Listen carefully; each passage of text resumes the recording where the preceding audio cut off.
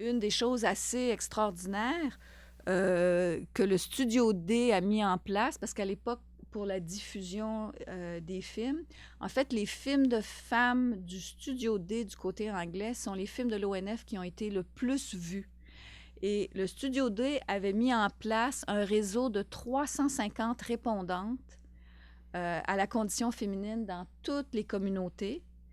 et qui étaient comme des antennes, en fait, qui étaient comme ce que les réseaux sociaux font maintenant. C'est-à-dire qu'il y avait un film qui sortait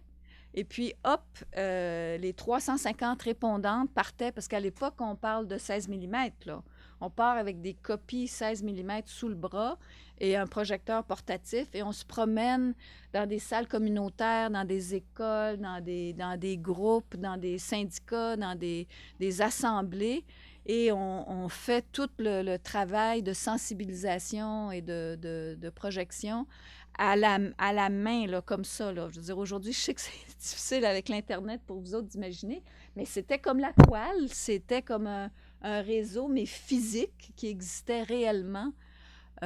qui faisait circuler